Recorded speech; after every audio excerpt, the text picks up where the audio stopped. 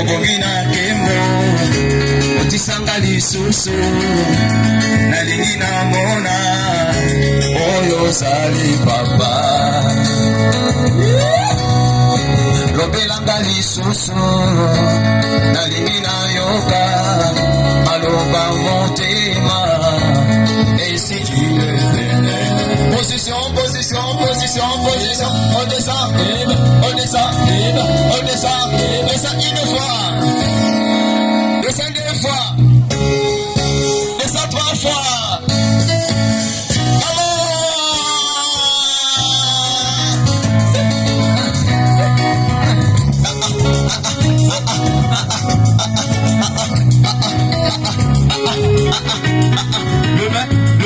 Le main, est-ce qu'on peut pousser le cri de joie, le cri de joie, le cri de joie? Alors, maman, allez, descends une fois, descends deux fois, descends trois fois.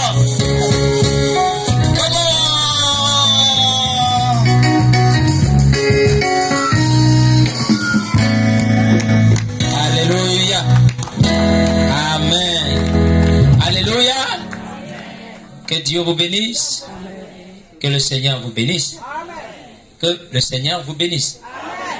Voilà, nous voulons dire merci au Seigneur pour cette opportunité, cette occasion que nous avons cet après-midi.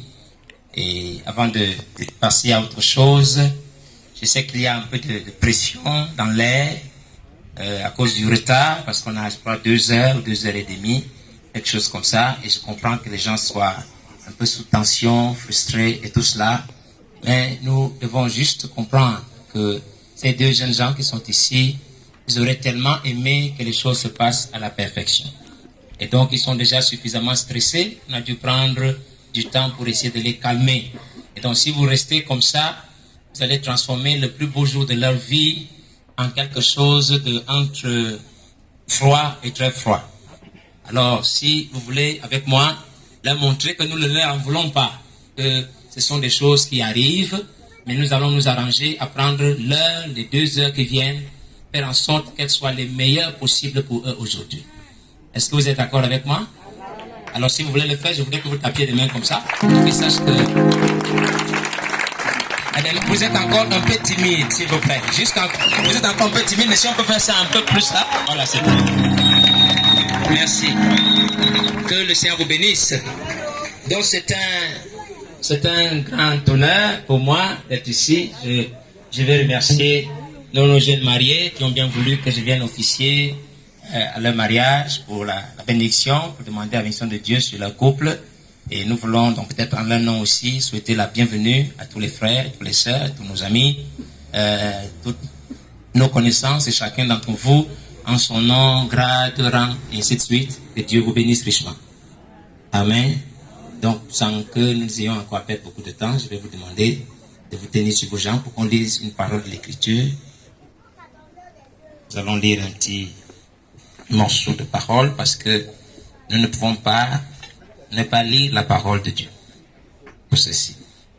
Nous lirons dans Genèse au chapitre 2 du verset 18 au verset 25. Genèse au chapitre 2 verset 18 à 25. Il est écrit: L'Éternel Dieu dit, il n'est pas bon que l'homme soit seul.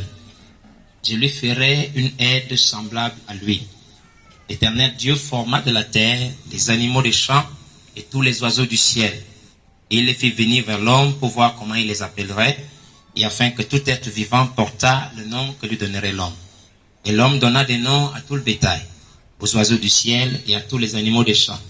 Mais pour l'homme, il ne trouva point d'aide semblable à lui. Alors l'Éternel Dieu fit tomber un profond sommeil sur l'homme, qui s'endormit.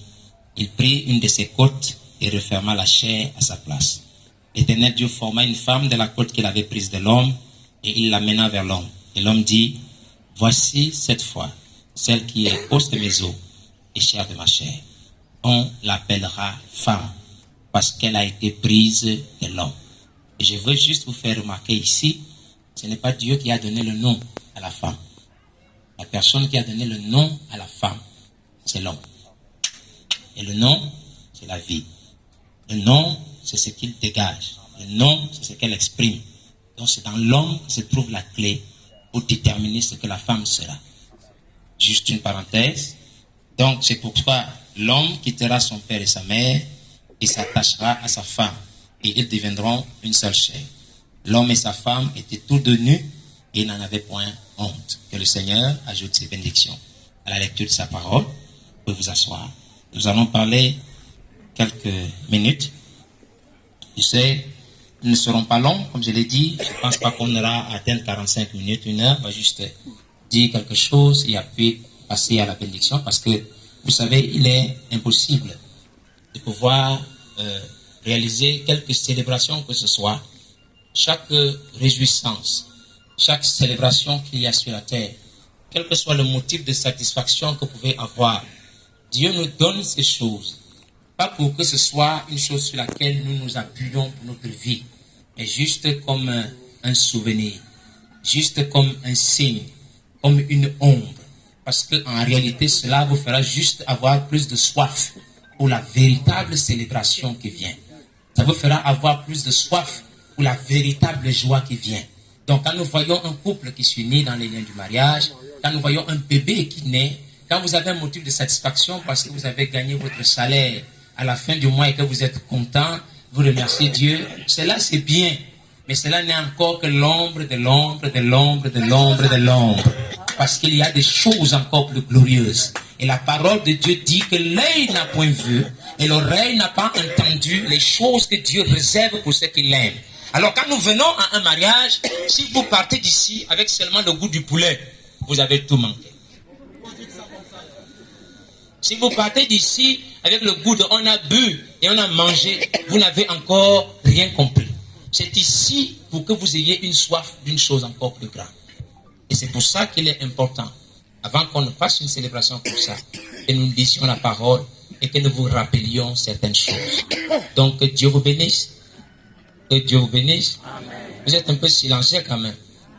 Si le soleil vous frappe, si vous dites Amen, beaucoup vous n'allez plus sentir le soleil. Je vous dis, voilà. Donc nous allons prendre 20 minutes maximum. Je vais vous parler 20-25 minutes, pas plus que ça. Après on va faire la bénédiction pour libérer nos deux jeunes gens pour qu'ils fassent les choses comme ils veulent faire. Voilà. Donc, aujourd'hui, je crois que dans les billets d'invitation, faire part qu'on a eu, le couple avait envie de parler de l'Éden restauré. Je crois qu'ils ont mis leur union sous le signe de l'Éden restauré, n'est-ce pas? Et je ne pouvais pas faire autrement que d'aborder un peu dans ce sens parce que je pense qu'ils avaient une pensée dans leur cœur et je voudrais partager avec vous un peu ce que c'est en fait cet Éden restauré là. Donc je crois que j'ai vu un peu dans des choses très sophistiquées de la technologie, comment on a mis ça en ligne et ils racontaient leur histoire. Et leur histoire était faite de tumulte. Il y a eu des moments un peu de joie, des moments où les choses ne sont pas allées bien. Et puis ils pensent qu'il faut qu'ils retournent à leurs anciens moments de joie. N'est-ce pas? Et donc c'est pour cela qu'ils ont parlé de l'Éden restauré, parce que l'Éden c'est les délices. L'Éden c'est votre idéal. C'est la meilleure chose qui puisse vous arriver. Il va au-delà même de ce que vous pensez. Et il va au-delà même de tout ce que vous pouvez imaginer. Même dans vos rêves les plus fous, vous ne pouvez pas voir l'Éden là-dedans. Parce que l'Éden, il faut le vivre pour le comprendre. Et donc je pense que c'est ce qu'ils ont voulu, donc une sorte de retour. Mais en réalité, c'est Éden qui se restaure. Alors que tout le monde me suit, je pense qu'il me reste 19 minutes, c'est ça? Oui, j'ai déjà fait une. Il n'y a pas de problème, on va parler, j'ai dit 20, 25. Donc cet Éden auquel on retourne, en fait, ce n'est pas tellement qu'un Éden qui est en rapport avec des choses naturelles. Et c'est de ça que je veux parler avec vous, juste un entretien. Nous ne prêchons pas, mais nous parlons pour que quelqu'un garde quelque chose dans son cœur. Et donc, quand nous lisons la Bible ici, en parlant d'Éden, pour ceux qui sont des chrétiens, même ceux qui ne le sont pas, je sais qu'il y en a beaucoup qui lisent la Bible, c'est vrai parfois c'est pour aller conjurer le mauvais sort et les mauvais esprits. Quand on dit que bon, il y a des mauvais esprits qui viennent dans ta maison, tu mets un peu la Bible sous le lit, parce que tu te dis que Dieu est dans la Bible et il va te protéger. Je te donne ce conseil ce soir, ne mets pas seulement la Bible sur le lit, prends ça, tu lis. C'est ce que tu liras dedans qui va transformer ton intelligence et te donnera la capacité de chasser les mauvais esprits. Parce que les mauvais esprits ne sont pas dans la Bible, les mauvais esprits sont dans vos pensées. Et chaque fois que vous avez une pensée qui va venir une chose négative, alors la chose négative va vous arriver. Mais quand vous pouvez tourner votre pensée pour penser aux choses positives, les choses positives vont vous arriver. Donc la Bible, ce n'est pas un talisman, mais la Bible est un trésor dans lequel vous devez puiser. Est-ce qu'on est ensemble? Donc quand vous allez sortir d'ici ce soir, je veux que vous vous engagiez pour chasser les démons et les hiboux qui sont sur votre voiture. Vous allez lire la Bible. Quand vous lirez dedans, vous allez comprendre qu'en réalité, Dieu ne nous a pas fait pour être des hommes de chair. Dieu ne vous a pas fabriqué pour être des hommes qui subissent les circonstances ou les événements. Mais Dieu nous a fait pour que nous contrôlions les événements. Pour que nous ayons la domination sur les choses. Pour que nous ayons le contrôle sur toute chaque chose. Et quand vous allez comprendre ça, alors la Bible dit dans Romains au chapitre 12, vous allez être transformés par le renouvellement de votre intelligence. Le marié ne parle pas. Voilà, amen. Donc vous allez être transformés par le renouvellement de votre intelligence et vous serez capable de discerner. Donc au-delà des ténèbres, au-delà des pluies, au-delà de tous les bruits, vous serez capable de discerner ce qui est bon, agréable et parfait.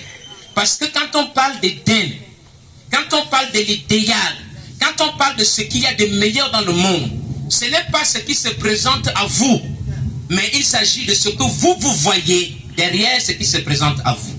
Est-ce qu'on est ensemble?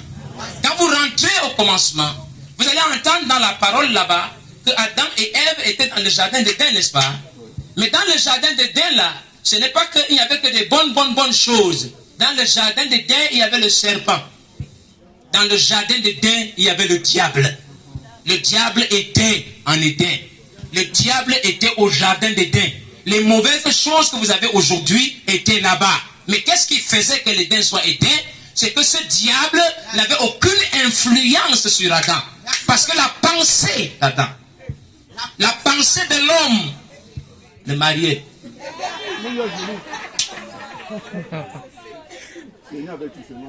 là, après tu auras une pénalité.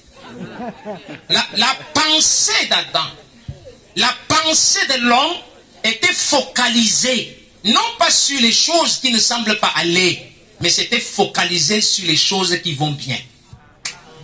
Et c'est parce que la pensée d'Adam, son cœur ne pouvait pas voir ce qui est ténébreux, c'est pour ça que ce qui est ténébreux n'avait pas d'influence sur lui.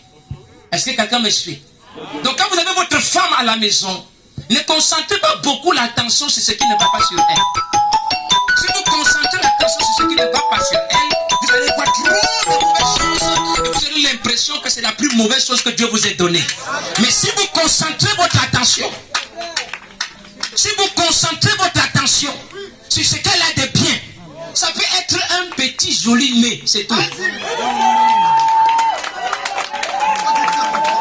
Si vous voyez seulement le petit joli nez qu'elle a, et vous concentrez vos louanges, votre attention, vos paroles sur son nez, vous verrez qu'il n'y a pas plus belle chose au monde que ce que vous avez devant vous. Est-ce que quelqu'un peut dire amen? Amen. Mais encouragez-moi alors, sinon on ne parle plus.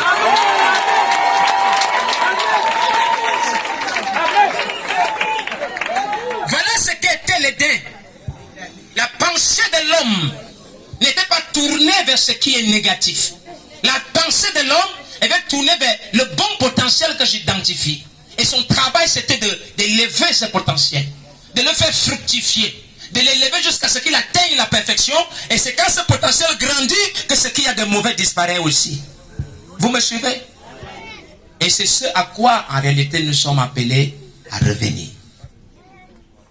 Parce que la Bible dit quelque part que le diable, pendant le millénium de l'épouse, il sera sur la terre. Mais il sera enchaîné pendant 1000 ans. Il n'est pas enchaîné pendant 1000 ans parce qu'il y a des chaînes qui l'attachent. Mais il est enchaîné parce qu'on appelle des chaînes de circonstances. Et quelles étaient ces circonstances? C'est que les pensées de l'homme ne considéraient plus du tout ce que le diable disait. Les pensées des hommes qui vont vivre là. Deuxième avertissement. Les pensées de l'homme n'étaient pas conscientes. C'est-à-dire que le diable pouvait pas marcher au milieu des hommes, mais vous n'avez pas son temps. Il va commencer à te dire que tu sais, oh la voisine, oh tu sais le mari du voisin, il n'a même pas l'argent, dis donc. Dès qu'il veut parler comme ça, il n'y a personne qui l'écoute. Donc il n'y a plus personne à qui il peut dire une chose, la personne écoute, il est enchaîné par des chaînes. Mais je pense qu'avant les milléniums, nous allons commencer à enchaîner ce soir. Nous allons le faire. Chacun de vous, quand vous allez rentrer à la maison, vous allez dire, nous retournons en Éden. Nous allons retourner en Éden. Nous allons restaurer les délices et l'amour dans nos foyers. Je vois des papas qui ont 70 ans et 60.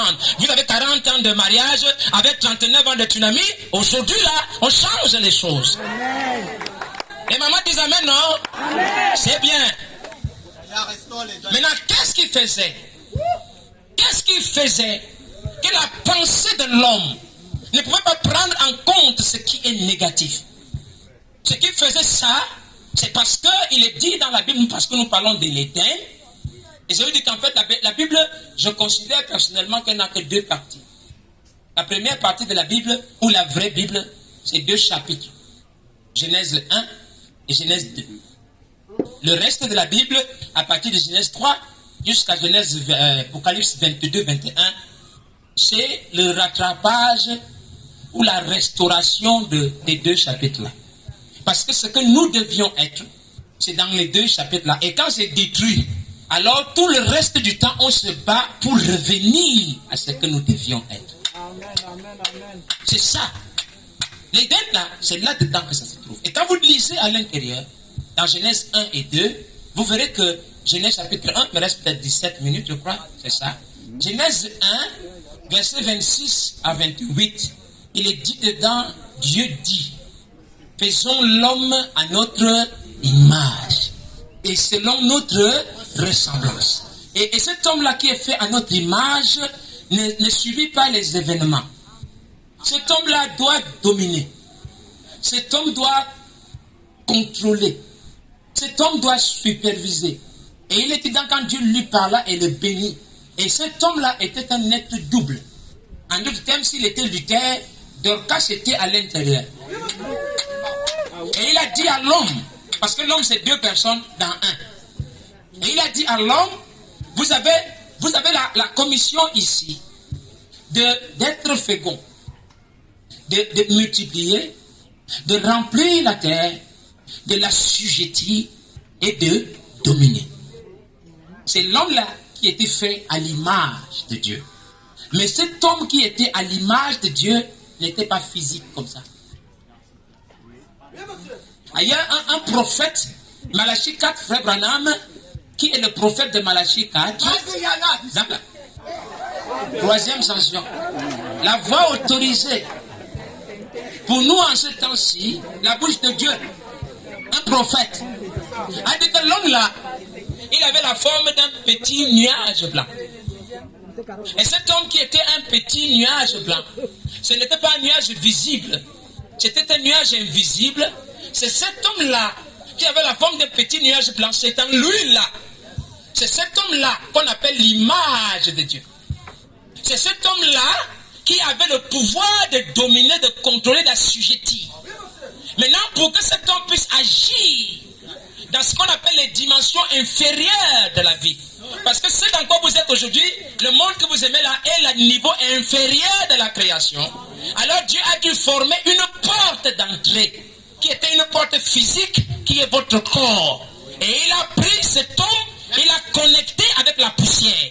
Afin qu'au travers de cette poussière, cet homme-là puisse maintenant avoir le contrôle sur les arbres, sur les fleurs, sur les animaux et sur toutes choses. Et tant que cet homme était en lui, c'est lui-là qui avait en lui la semence de l'Éden. C'est lui qui avait la semence de la domination et du bonheur absolu. C'est lui qui est l'image de Dieu. Et tant quand cette image est là, l'homme devient Dieu. Et donc dans Genèse 3, comme nous, et c'est quand cette image était là, que nous avons le texte que nous avons lu là, où l'homme, quand il voit la femme, avant qu'il ne la voie, Dieu envoie les animaux pour qu'il leur donne des noms. Ça veut dire qu'il manifeste dans l'animal ce qu'il veut. Et après, il a suscité la femme de sa côte. Nous sommes tous dans Genèse 2. Et c'est Dieu l'homme qui a donné le nom à sa femme. Et donner le nom à la femme veut dire que c'est lui qui a défini le genre de nature que sa femme doit avoir. En d'autres termes, Si tu es vraiment retourné là-bas et que ta femme est querelleuse et qu'elle est insupportable, le problème, frère, c'est que c'est toi qui lui as donné ce nom-là. Donc s'il y a un gars ici, et je suis un homme aussi, mais s'il y a un homme ici, ou un frère qui ose venir se plaindre de sa femme en disant que c'est une mauvaise femme, c'est toi qui es un mauvais homme.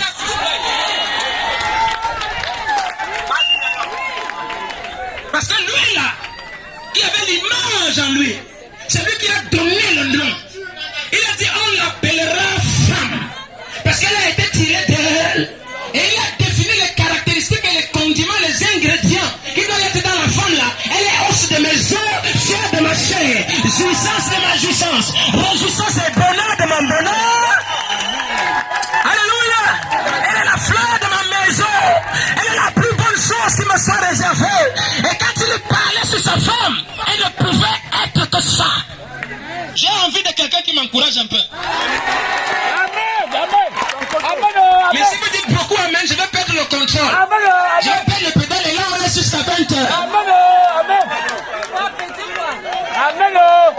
Donc tant que l'homme là, qui est l'image, quand elle parlait, dans, peu importe la chose, il disait lion, tu es lion. Mais quand l'image était prononcée à ce moment-là, le lion n'avait pas de croc, il n'avait pas de griffes. Parce que le lion était fait pour brouter les œuvres. C'est quand l'image a quitté l'homme qu'après, les griffes, les crocs ont commencé à sortir. Pourquoi? Parce que ce n'est plus l'image qui était dans l'homme, mais c'est la peur.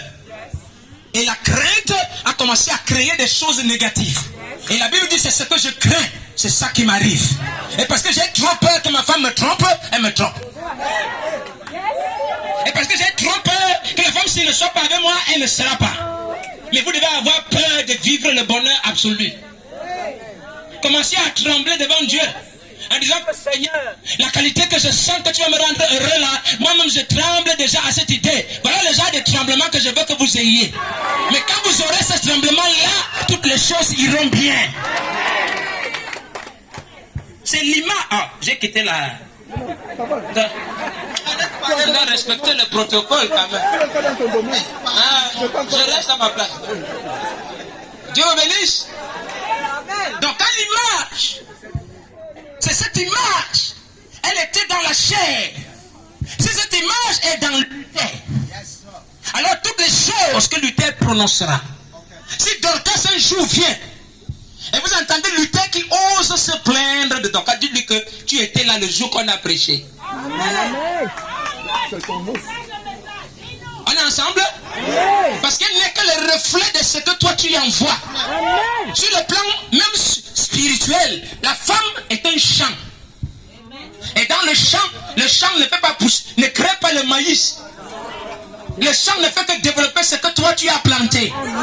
Si tu plantes le maïs, le champ va faire produire quoi? Maintenant si tu as planté le maïs et tu dis mais c'est quoi ça? Moi j'attendais les arachides. Le maïs vient faire quoi ici? On dit gars, regardez le genre de semences que toi tu avais. Et les hommes sont mauvais, les femmes sont mauvaises parce que les hommes sont d'abord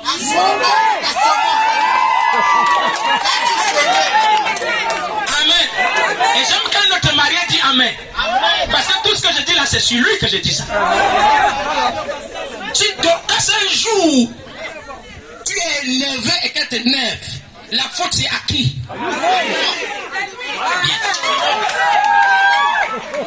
Si les gens disent que Dorcas est une mauvaise femme, la faute c'est à qui? Bien. Mais si on dit demain qu'elle est une bonne femme, c'est à qui aussi là? Yes. Voilà la vérité de la parole. Je sens que je vais entendre beaucoup d'amens de sœurs aujourd'hui.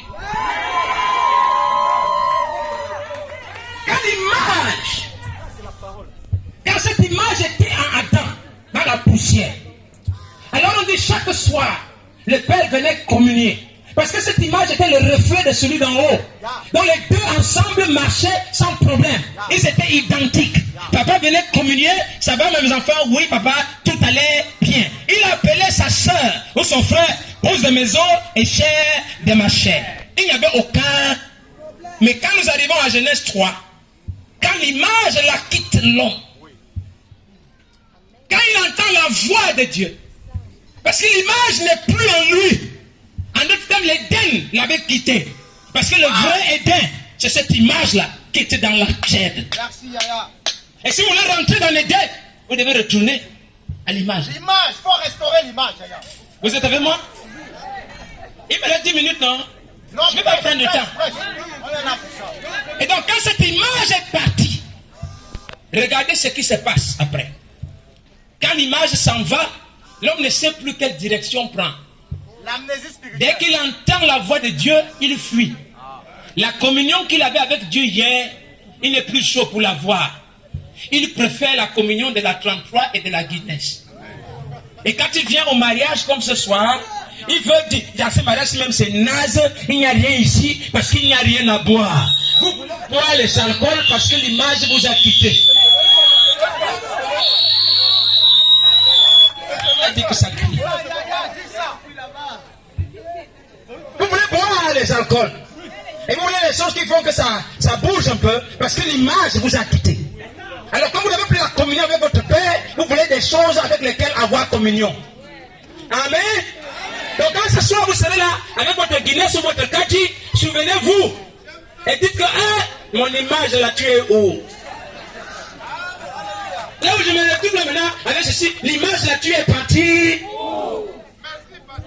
Quand l'image a quitté l'homme, la femme là, il a dit comment l'autre jour, on se demeure et c'est demain. Elle dit pourquoi tu as fait? C'est la femme que toi tu as placée à côté de. En d'autres temps, moi je ne suis responsable de. La faute c'est à qui? C'est à l'autre.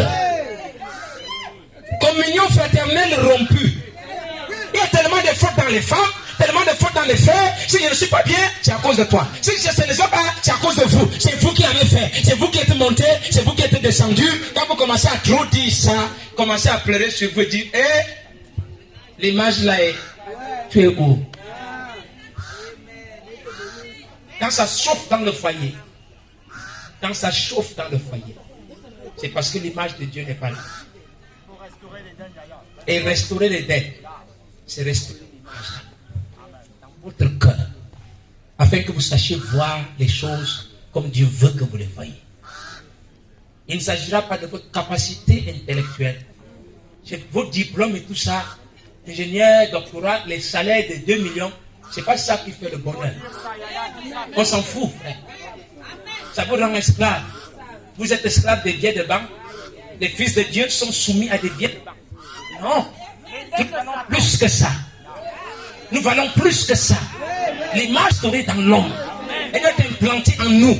Et quand elle est là, la divinité s'exprime. La femme n'a pas besoin de votre argent. L'argent est un serviteur. La femme n'a pas besoin de... Les belles robes que vous avez, c'est bien. Et les jolies voitures, c'est très bien. Mais ce n'est pas ça qui fait le bonheur. Il y a un petit quelque chose qui doit rentrer dans votre cœur. Ça doit être là.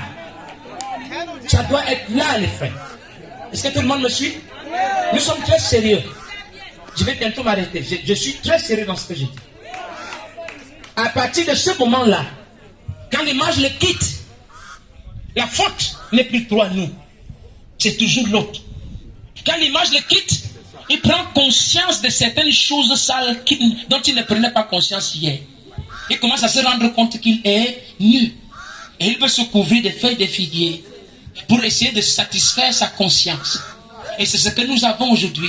Avec beaucoup de débats, parfois quand quelqu'un dit que je vais à l'église, il va à l'église pour faire quoi? C'est les feuilles de figuier pour qu'il se donne la conscience dans son cœur que non, je suis quand même chrétien, je ne suis pas trop mauvais aussi. C'est ça qu'on appelle un esprit religieux. Et l'esprit religieux vous fait justifier pourquoi vous faites les mauvaises choses que vous faites. C'est ça qui vous dit avoir raison. Avoir raison est le meilleur moyen de prouver que vous êtes dans la perdition et les ténèbres. Chaque fois que vous voulez avoir raison dans quelque chose, vous êtes perdu. Parce que la raison, c'est un justificatif que Satan place dans ta pensée pour te pousser à faire des choses, même quand tu ne dois pas les faire. Un homme peut-il avoir raison de gifler sa femme? Mais il va te dire qu'il a raison parce qu'elle m'a trop énervé. Mais quand l'image de Dieu était en lui, alors Alors on a vu cette image se refléter en Jésus. Quand cette image s'est reflétée en Jésus, les gens l'ont crucifié, mais en lui, il n'y avait pas les gifles. La seule chose qu'il a pu dire, c'est Père, pardonne, parce qu'ils ne savent pas ce qu'ils font. Quand l'image est implantée dans une femme, la notion d'argent, il m'a donné quoi hier, il m'a donné quoi demain, est-ce qu'il a nourri ma belle-mère, ou nourri ma mère, ou mon père, n'existe pas. Nous comprenons Loki. Et donc restaurer les dettes, c'est ramener l'image. Cette image-là. Amen. Amen. Amen. Cette image, c'est la vie de la parole de Dieu. C'est la parole qui marche sur deux jambes. Cette image, c'est les brochures que nous lisons chaque fois que vous faites un pas. Vous devenez des lettres écrites, vivantes, lues de tous les hommes.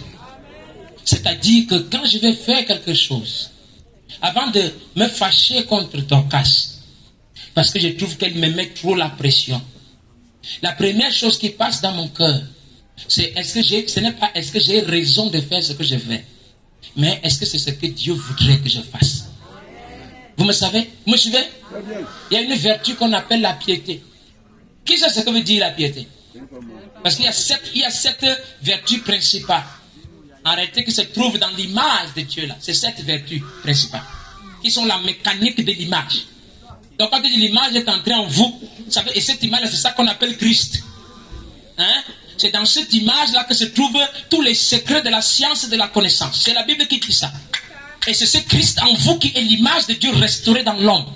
Quand elle vient, ce qu'elle suit, ce n'est pas j'ai raison ou je n'ai pas tort ou ceci. Non, ce qu'elle cherche à faire, c'est tout ce qui est conforme au plan parfait de Dieu. Si le plan parfait de Dieu, c'est que ta femme marche sur toi, tu vas accepter ça. La piété, on a dit la piété c'est quoi? Être comme Dieu. Vous avez compris ce que ça veut dire? Non, on ne comprend pas. Le mot piété exactement pour dire c'est faire tout ce qui est agréable au Père. Ça veut dire que quand je vais faire, je suis un homme pieux. Pourquoi? Parce que je ne fais pas ce qui me plaît. Je ne fais pas une chose parce que j'ai raison. Mais je fais ce que papa veut que je fasse. Que ta volonté soit faite. Faites, voilà, c'est ça qu'on appelle être pieux. Vous me suivez? Ma femme m'a fait, mon mari m'a fait, ceci s'est passé. Seigneur, moi-même je sens que je ne peux plus supporter. Oui, c'est toi qui ne peux plus supporter, mais est-ce que Dieu veut que tu supportes? S'il veut que tu supportes, tu supporteras. Mais nous ne pouvons pas le faire de nous-mêmes. Je n'ai pas le temps de parler de tout ceci parce que nous ne sommes pas là pour prêcher. Je vous inviterai à aller dans une église où on vous prêche la parole. Ça va beaucoup vous aider. C'est ça qui va ramener l'image en vous. Vos comportements et votre caractère va changer. La foi vient de ce qu'on... Et ce qu'on entend vient de la parole de... Non. Ce qu'on entend vient de la parole de Christ. Ce qu'on entend vient de la parole de l'image. Ça veut dire quand l'image là est dans un homme comme moi ici, et que je vous parle, quand vous recevez ça, c'est l'image là qui s'implante en vous. Christ veut dire un homme ouin. Ça veut dire un être de chair et de poussière, ouin, à l'intérieur duquel cette image qui était perdue se trouve. Et quand il vous parlera, ça secoue votre cœur. Ça vous donne des capacités de vivre une vie que vous ne pouviez pas vivre. Qu'est-ce que je suis en train de vous dire? Nous sommes de retour en Éden. Le bonheur est possible pour vous. La joie est possible. Il y a même un temps, vous n'allez plus vieillir. Il y a un temps. Vous me suivez? Amen. Vous dites amen à ça, non? C'est ça la bonne nouvelle de l'évangile. Voilà la bonne nouvelle du christianisme. C'est ça la bonne nouvelle du message. Parce que le message de l'heure, c'est un homme que Dieu a suscité parmi d'autres hommes. Il aurait pu prendre un fond d'un profond comme moi. Parce qu'un Mougoué-Koman, c'est au sud là-bas, chez les fonds, et implanter cette image-là. Mais il a choisi un Américain parce qu'ils avaient l'argent et les moyens. Afin qu'ils produisent des choses pour que ça nous parvienne ici. Mais il a placé cette image en lui.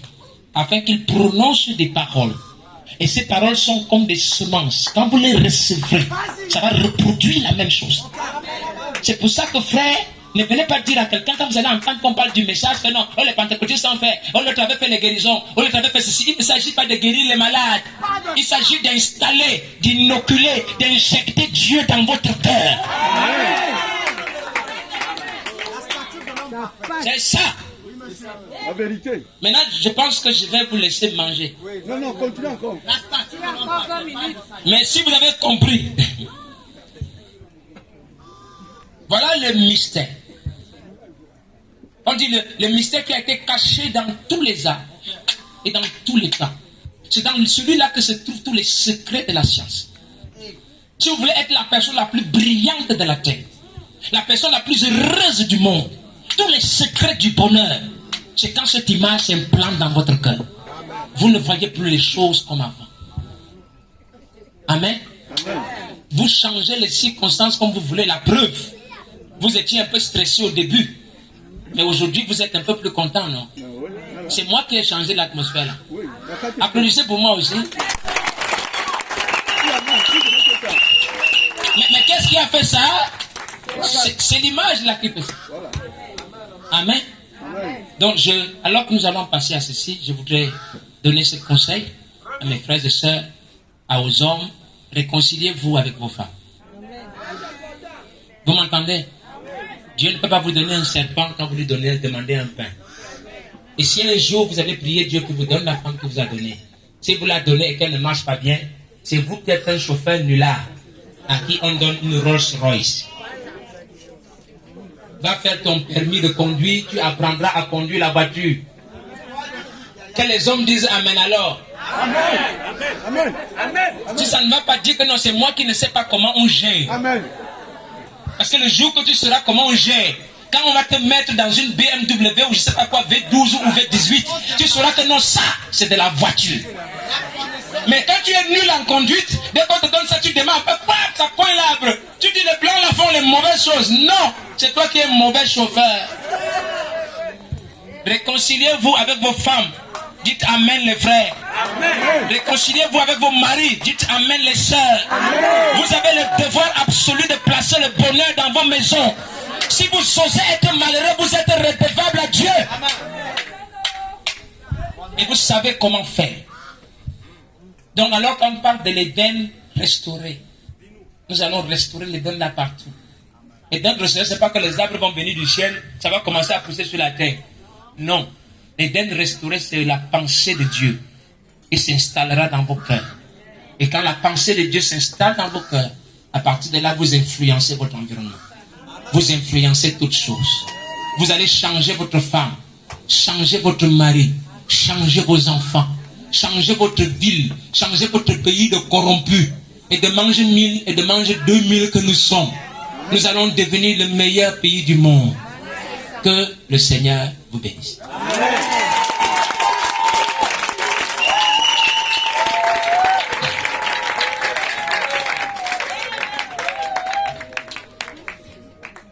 Est-ce qu'il y a les musiciens ici? Nous allons passer à la suite. Je voudrais qu'on chante quand même un petit chant ensemble. Vous voulez bien? Il y a quelqu'un qui n'est pas chrétien ici? Non, personne. Hein? Personne. Il y a quelqu'un qui n'est pas adorateur de Jésus-Christ, mais il a adorateur de la guigui ou de whisky. Parce qu'on est forcément adorateur de quelque chose. Hein? Je vais chanter un petit chant, moi. On va chanter ensemble. C'est une confession qu'on va faire, mais c'est sous forme de chant. Donc vous allez écouter, comme tu as une belle voix, mon frère. On va dire ceci, ça se chante comme ça. Je dis oui, Seigneur, oui, à ce que tu dis, à ce que tu veux. Je dis oui, Seigneur, oui, je te crois, j'obéirai. Quand ton esprit me parlera, de tout mon cœur, je serai d'accord. Et ma réponse sera oui, Seigneur, oui. C'est compliqué? Moi, je chante ça. 2 minutes. Je dis oui, Seigneur, oui. Allons-y. Je dis oui, Seigneur, oui. À ce que tu dis, à ce que tu veux. À ce que tu dis, à ce que tu Je dis oui, Seigneur, oui. Je dis oui, Seigneur, oui. Je te crois, j'obéirai. Je te crois, j'obéirai. Mais quand ton esprit me parlera, quand ton esprit me parlera, mais quand ton esprit me parlera, ton esprit me parlera, mais quand ton esprit me parlera, mais quand ton esprit me parlera, quand ton esprit me parlera, mais quand ton esprit me parlera, de tout mon cœur je serai d'accord, de tout mon cœur je serai d'accord, oui je dis, c'est ça. De tout mon cœur je serai d'accord, de tout mon cœur je serai d'accord, et ma réponse sera oui, Seigneur, oui. Et ma réponse sera oui, Seigneur, oui. Est-ce qu'on peut chanter ensemble, s'il vous plaît? On a fini les bons noms, on est à la fête des frères. Je dis oui, Seigneur, oui. À ce que tu dis, à ce que tu veux. Oui, je dis oui, Seigneur, oui. Je te crois, j'obéirai.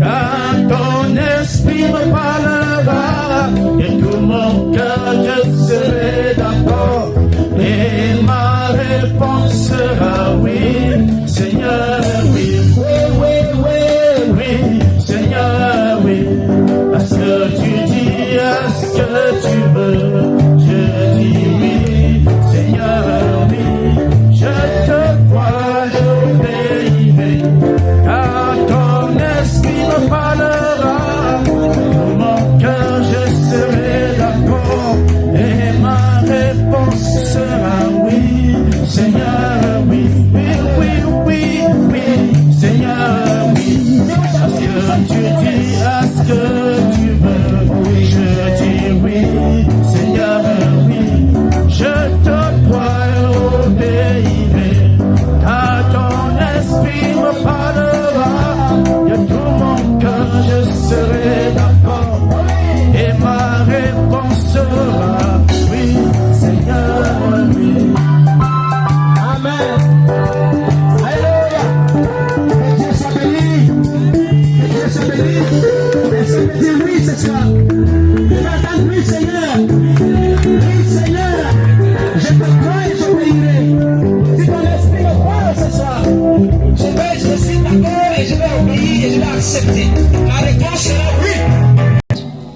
Quelque chose de spécial pour nous réveiller. Voilà. N'oubliez pas.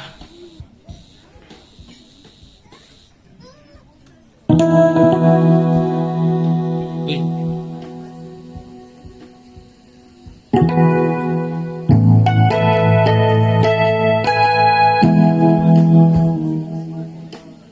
Vous êtes derrière vous. Vous vous asseoir.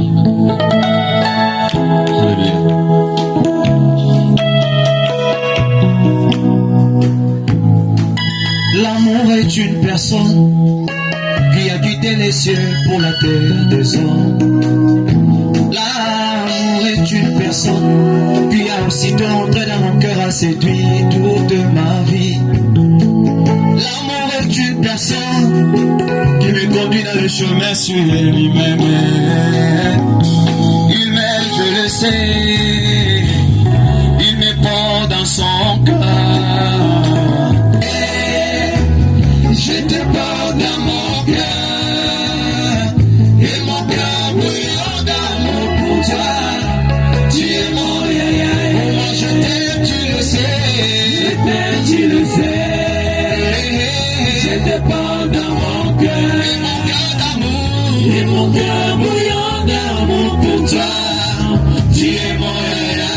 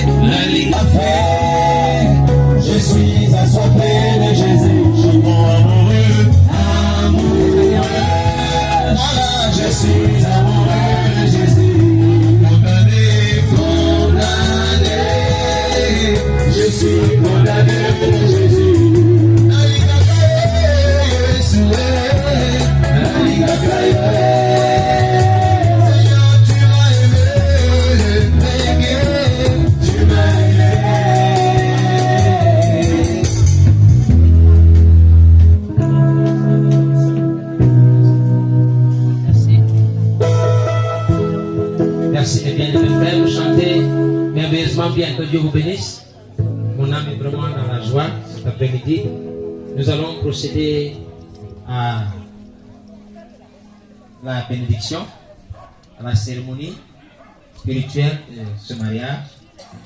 Et donc, la première chose que nous voulions dire, c'est que le mariage chrétien, c'est un mariage qui est fondé sur la monogamie. Donc, nous ne bénissons pas le mariage au nom du Seigneur Jésus. Si le frère Luther lui pense qu'il va faire un harem et avoir plusieurs femmes. Donc, s'il avait été là-bas polygamie, je lui aurais demandé d'aller m'apporter autre chose. Mais par la grâce de Dieu, il a dit que c'est monogamie avec bien commun. Et je pense que c'est beaucoup de courage et beaucoup de force de sa part. Et je voudrais que vous donniez une appréciation spéciale à ces jeunes gens. C'est une grande chose. Vraiment. Et donc, monogamie bien commun, en réalité, nous sommes des Africains. Mais vous savez, la parole n'est pas africaine et la parole n'est pas européenne. La parole vient de Dieu. Et les Africains ont des traditions. Le corps cadavérique de Luther appartient à Dorcas. Juste en passant comme ça, ne vous fâchez pas contre moi. Mais c'est la parole. Donc s'ils ont des enfants demain et que Dorcas, le jour que son mari meurt, parce qu'elle peut vendre le cœur pour nourrir ses enfants, elle fait comme elle veut. Parce que c'est bien... Hein? C'est ce que ça veut dire. Tout nous appartient en commun. Nous sommes un. Et donc Dieu les bénisse. Et donc je crois que nous avons l'autorisation scripturaire. Par leur engagement, nous avons écouté ici au Cameroun. Nous devons passer par les autorités civiles. Ailleurs dans notre pays, un prédicateur a le droit d'unir un mariage et de signer un acte de mariage. Mais ici, nous devons passer par les autorités ici. Et c'est certifié que nos frères Luther et sœurs Dorcas sont unis dans les liens du mariage sous le régime de la monogamie et des biens communs. Que Dieu les bénisse. Voilà. Donc je vais donc demander s'il y a ici quelqu'un, à qui est-ce que je vais demander qui a donné l'autorisation pour que cette femme, cette jeune sœur très jolie, très belle, un véritable trésor, qu'elle devienne l'épouse de ce jeune frère qui n'est pas mal non plus.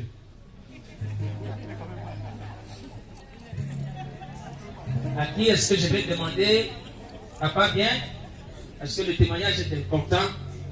Voilà le papa qui a fait preuve de beaucoup de sacrifices et d'amour.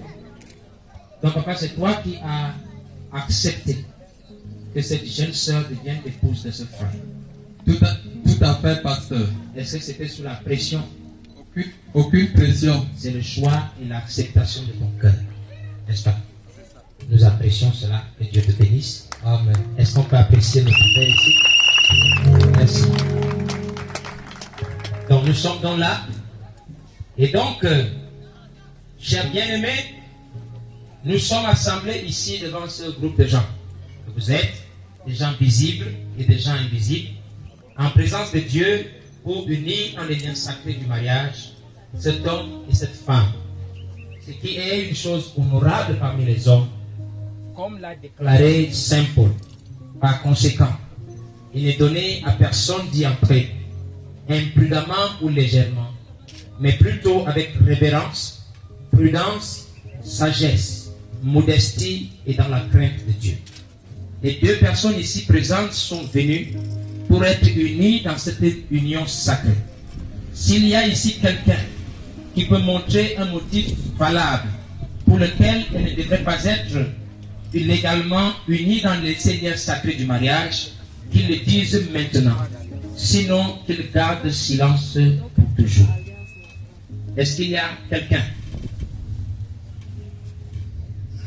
Il n'y a personne du tout.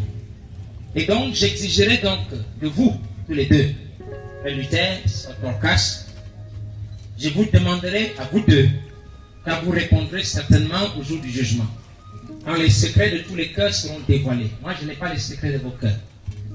Mais vous avez demandé que nous puissions vous unir parce que vous avez cru dans votre cœur que réellement, il n'y a rien qui empêcherait que cela soit fait. Et donc, je vous demanderai que s'il y a quelqu'un entre vous deux là, que si l'un de vous connaît un obstacle qui empêcherait que vous soyez légalement unis dans ces liens sacrés du mariage, qu'il le confesse maintenant. Car soyez-en assurés, tous ceux qui se sont mariés autrement que ne l'autorise la parole de Dieu, le mariage n'est pas légal. Est-ce qu'il y a quelque chose qui pourrait empêcher devant le Seigneur, en les hommes, que cette union ne soit consacrée cet après-midi? Un Luther? Non, rien du tout. Rien du tout. C'est Dorcas? Il n'y a rien parce que... Absolument.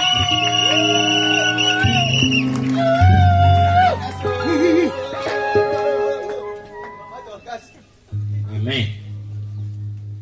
Et donc, croyant que vous avez dûment considéré cet engagement solennel, que vous êtes sur le point de prendre, et que vous êtes préparé à y entrer sur la même base, ça veut dire avec respect, prudence, sagesse, et dans la crainte de Dieu, je vous demanderai de faire l'alliance du mariage. Et ce qu'on appelle l'alliance du mariage, c'est que vous allez manifester cette alliance en joignant vos mains droites. Vous vous tenez vos mains droites, la main droite de Luther, main droite vous faites face, approche-toi à propos, s'il te plaît. Donc vous joignez vos mains droites, Est-ce qu'il y a des filles d'honneur derrière qui peuvent aider la sœur? Voilà. Vous joignez vos mains droites. Voilà.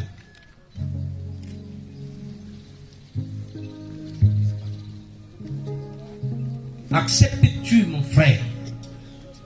Ton nom est un peu long. Donc, voilà. Donc, il va compenser avec le nom. Mais je vais m'arrêter à Luther. Tu connais tout le reste. Tu as une notion royale, les Alexandre, les doctorants et tout ça. Mais, mon frère Luther, acceptes-tu de prendre cette femme comme ton épouse légitime pour vivre avec elle dans ces liens sacrés du mariage? Promets-tu de l'aimer, de l'honorer, de la chérir dans la maladie et la bonne santé, dans la richesse ou la pauvreté, et d'abandonner toutes les autres, et j'ai dit d'abandonner toutes les autres, et de ne t'attacher qu'à elle aussi longtemps que vous serez tous deux en vie? Si tu le promets, tu dis solennellement, je le promets. Je le promets.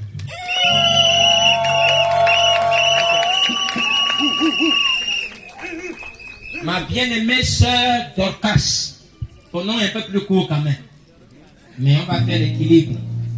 Sœur Dorcas, acceptes-tu de prendre cet homme comme ton époux légitime pour vivre avec lui dans ces liens sacrés du mariage? Promets-tu de l'aimer, de l'honorer, de le chérir dans la maladie et la bonne santé, dans la richesse ou la pauvreté, et d'abandonner tous les autres et de ne t'attacher qu'à lui aussi longtemps que vous serez tous deux en vie? Si c'est ce que tu promets, tu réponds, je le promets.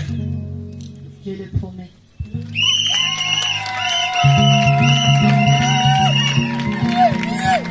Amen. La Bible dit que vous serez justifiés par la confession de votre bouche et vous serez condamnés par la même confession. C'est pour ça que ce que nous disons est important. Et avant de le dire, nous devons peser. Je dis peser chaque mot.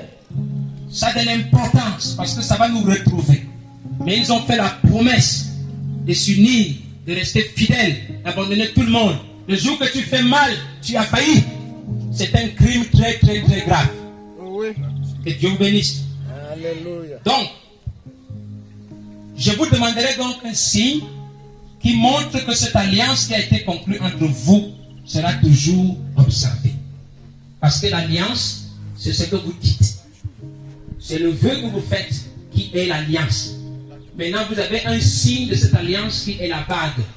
L'alliance, ce n'est pas les bagues, les anneaux que vous avez à vos doigts, non. C'est juste un signe extérieur qui montre que chaque fois que tu vois, tu diras non, j'ai promis. Oh. Chaque fois que tu regardes, tu dis j'ai promis. C'est le signe de l'alliance. Donc, est-ce qu'il nous faut quelque chose? Où est le signe de l'alliance? Vous me demanderez un signe, vous allez poser ça là.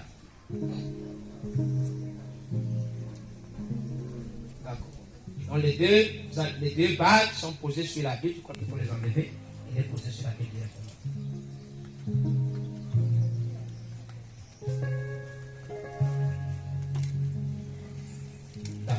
Et donc, le frère, comme signe de cette alliance que tu viens de faire avec ta femme, tu vas prendre la bague qui lui correspond. Tu vas retirer, prendre l'anneau qui correspond et tu mettras ça sur son annulaire gauche. Pas obligatoirement. Il a déjà fait le vœu. Il n'a pas besoin de dire autre chose. C'est sa promesse.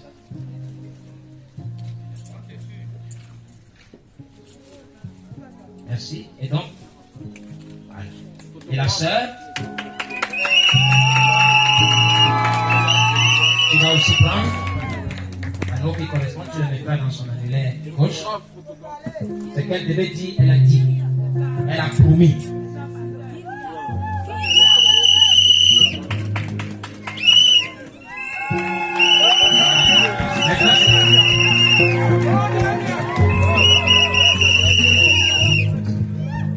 Vous allez poser vos mains droites sur la Bible.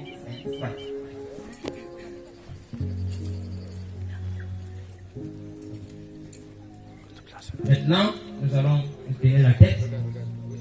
Et je demanderai à chacun d'entre vous qui pose ta main là, tu poses là-dessus.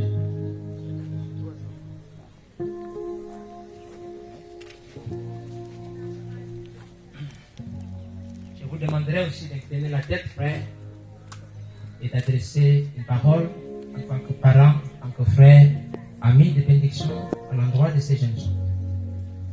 C'est un moment très important parce que nous voulons nous approcher de tout cœur pour demander la bénédiction de Dieu. Tout ce qu'on a fait là est bien, mais il faut que Dieu envoie son feu du ciel. Alors chacun de nous incline la tête, s'il vous plaît, et vous priez pour eux.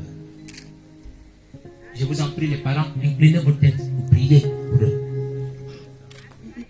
Dieu Tout-Puissant, toi qui as marié le premier homme et la première femme dans le jardin d'Éden, unissant ta propre création, nous nous rendons compte aujourd'hui que cette commission a été accomplie tout au long des âges jusqu'à ce mariage-ci. Et Père, tu es le seul qui peut unir les cœurs, l'un avec l'autre.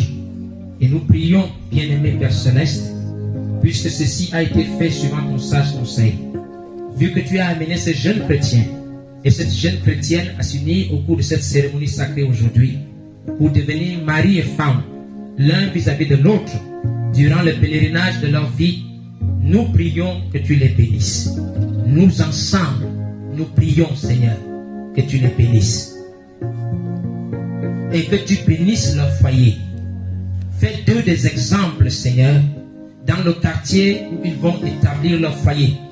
Fais d'eux des exemples, Seigneur, dans le quartier où ils vont établir leur foyer. Qu'il n'en soit pas ainsi pour ce jeune homme et cette jeune femme en ce jour où nous vivons, où les tribunaux sont archi-combles et envahis par les affaires de divorce. Ô Dieu, accorde-leur d'être heureux et en bonne santé. Rends-les féconds, Seigneur, et qu'ils se multiplient pour remplir la terre, conformément à la commission que tu nous as donnée au commencement.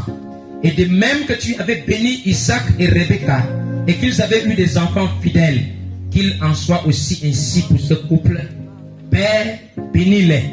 Nous prions ensemble. Et maintenant, en vertu de la commission qui m'a été donnée et le ministère que le Dieu Tout-Puissant m'a donné pour être prédicateur de l'évangile, et au nom du Seigneur Jésus-Christ, je vous déclare mari et femme. Que Dieu vous bénisse.